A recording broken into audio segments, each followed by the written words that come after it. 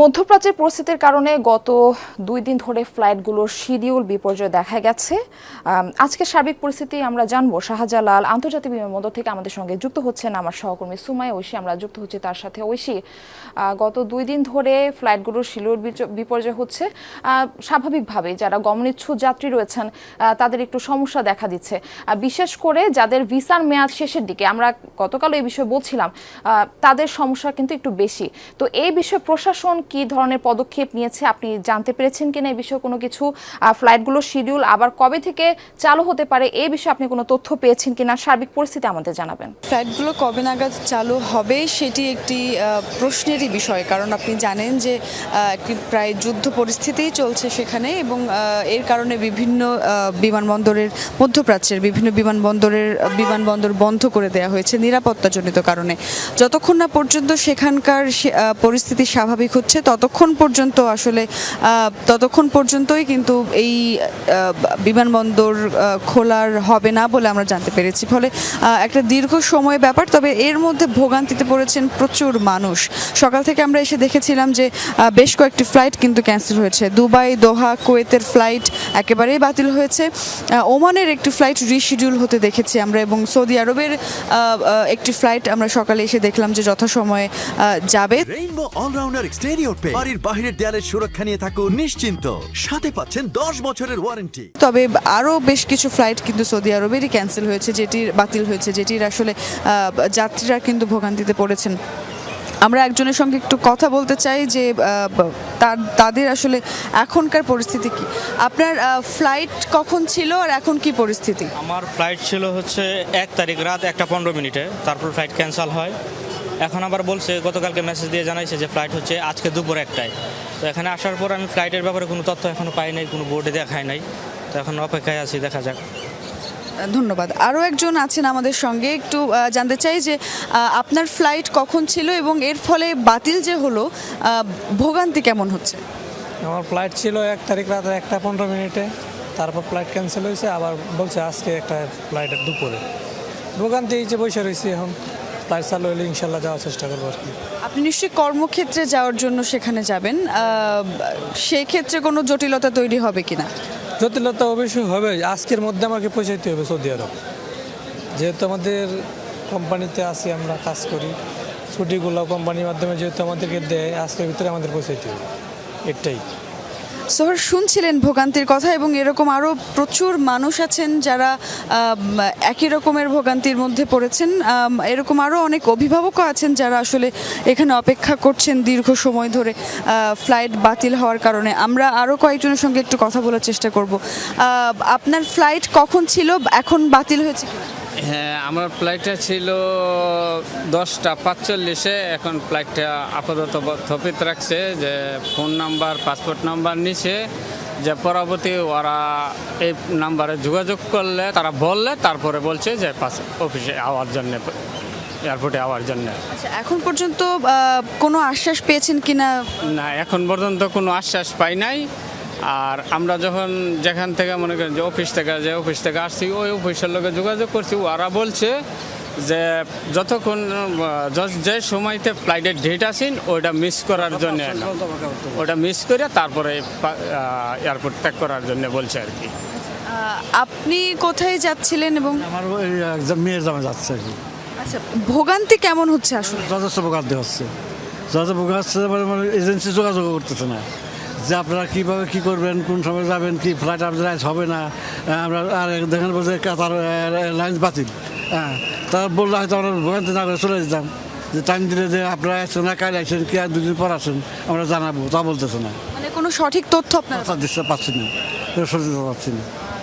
শুনছিলেন যে কোনো সঠিক তথ্যও তারা পাচ্ছিলেন না। গত ঘন্টায়ও ঠিক একই রকমই তথ্য আমি দিচ্ছিলাম যে যারা যাত্রী আছেন তারা আসলে নিরাপত্তার সঙ্গেই সেখানে যেতে চান, তবে তারা আসলে চাইছেন যে সঠিক তথ্যটি তারা যাতে জানতে পারেন।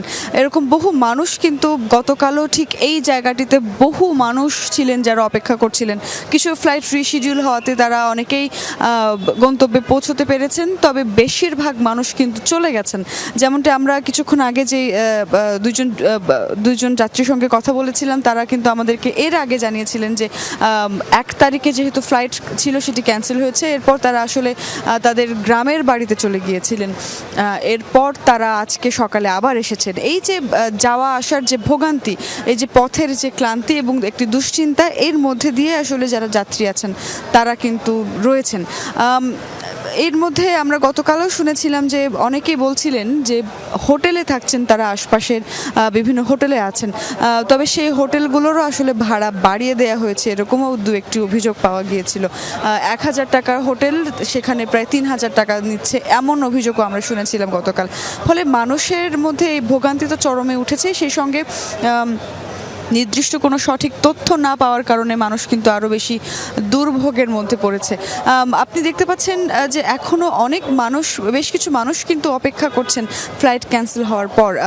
মধ্যপ্রাচ্যের, আপনি জানেন যে আসলে মধ্যপ্রাচ্যের যে দেশগুলোতে বাংলাদেশের সবচেয়ে বেশি সংখ্যক মানুষ কাজের সূত্রে যান, সেই দেশগুলোরই ফ্লাইট ক্যান্সেল হচ্ছে, কিংবা বলা চলে যে সেই দেশগুলোরই আসলে বিমানবন্দর বন্ধ করে দেওয়া হয়েছে।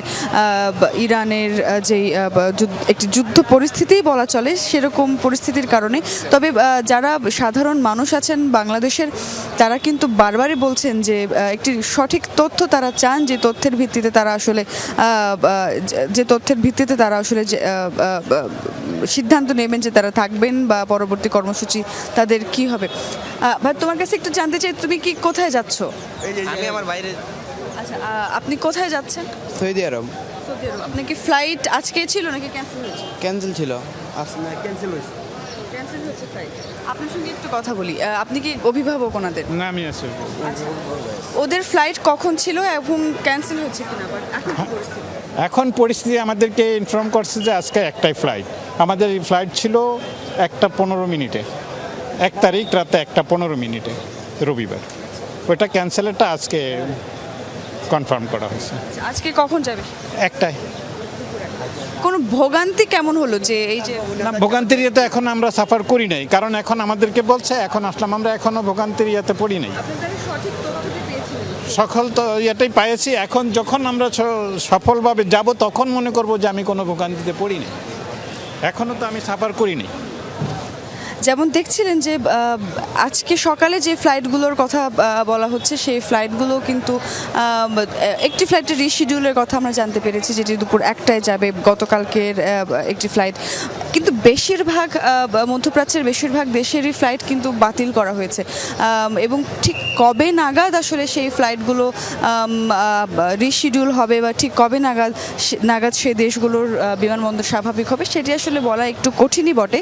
কারণ যেহেতু আপনি জানেন যে ইরানের, যুক্তরাষ্ট্র এবং ইসরায়েলের একই সঙ্গে যে যৌথ হামলা, সেই হামলার কারণে যে পরিস্থিতি তৈরি হয়েছে, সেই যুদ্ধ পরিস্থিতি বেশ কয়েকটি মধ্যপ্রাচ্যের দেশেও ছড়িয়ে পড়েছে, এবং এর ফলে বেশ কয়েকটি দেশের বিমানবন্দরও বন্ধ করে দেওয়া হয়েছে নিরাপত্তার কারণে। সে কারণে যতক্ষণ পর্যন্ত সেই যুদ্ধ পরিস্থিতিই বলি বা সেই অস্থিতিশীল পরিস্থিতিই বলি, সেটি যতক্ষণ না পর্যন্ত স্বাভাবিক হচ্ছে, ততক্ষণ পর্যন্ত বিমানবন্দরগুলো খুলে দেওয়ার সম্ভাবনা কম। আমরা অনেকের সঙ্গে কথা বলেছি এর আগেও, তারা বলেছিলেন যে আসলে তারা নিরাপত্তার সঙ্গে যেতে চান, তবে সঠিক তথ্য তারা চান। অনেকে বলছিলেন যে বিভিন্ন তথ্য বিভ্রান্তি ঘটছে। অনেকে বলছিলেন যে এজেন্সির তরফ থেকে বলা হচ্ছে যে অপেক্ষা করতে, কিন্তু বিমানবন্দর কর্তৃপক্ষের সঙ্গে যখন তারা কথা বলছেন, তখন তাদেরকে বলা হচ্ছে যে আসলে কবে নাগাদ সে ফ্লাইট যাবে তার কোনো সঠিক সময় আসলে নেই। ফলে এই যে দুই রকম তথ্য পাচ্ছেন সবাই, এই বিষয়টি নিয়ে সবাই অভিযোগ করছেন যে আসলে সঠিক একটি তথ্যের প্রয়োজন, যার ভিত্তিতে তারা আসলে সিদ্ধান্ত নেবেন তারা কি করবেন। আপনি জানেন যে শনিবার থেকে কিন্তু মোটামুটি ফ্লাইটগুলো বাতিল হওয়া শুরু হয়, এবং আজকে সোমবার, এই 3 দিনে প্রায় 74টি ফ্লাইট মধ্যপ্রাচ্যের বাতিল হয়েছে। এবং এই 74টি ফ্লাইট বাতিল হওয়ার ফলে যে প্রচুর সংখ্যক মানুষ আটকে গেছেন, এর মধ্যে অবশ্য কয়েকটি ফ্লাইট রিশিডিউল হয়ে বেশ কিছু যাত্রী তার গন্তব্যে পৌঁছতে পেরেছেন, তবে সিংহভাগ যাত্রী কিন্তু এখনও আটকে আছেন, তারা যেতে পারছেন না। অনেকের ভিসার মেয়াদ শেষ হয়ে আসছে, অনেকের ওয়ার্ক পারমিট রিনিউ করা প্রয়োজন, সেই ক্ষেত্রেও তাদেরকে দ্রুত সময়ের মধ্যে যেতে হবে। তবে সেই জটিলতাগুলো তো আছেই, এবং মানুষ কিন্তু এখানে তারা বলছেন যে ভোগান্তি তো আছেই, তবে একই সঙ্গে খুব দ্রুত সময়ের মধ্যে পরিস্থিতি স্বাভাবিক হোক সেই প্রত্যাশাও তাদের মধ্যে দেখতে পাচ্ছি। ঐশী, আপনাকে ধন্যবাদ জানাচ্ছি।